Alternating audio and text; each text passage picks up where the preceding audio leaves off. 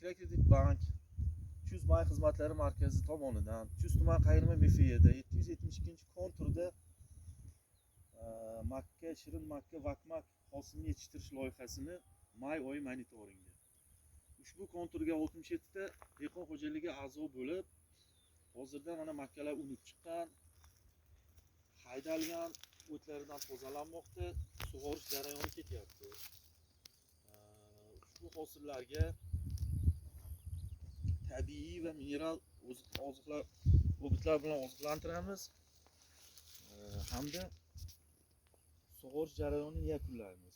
Ushbu konturga agregator sifatida Qayirmasoy agroservis MChJ ishlab chiqarish kooperativi bog'langan bo'lib, kooperativ urug' tarqatgan mineral o'g'itni ham yetkazib beradi.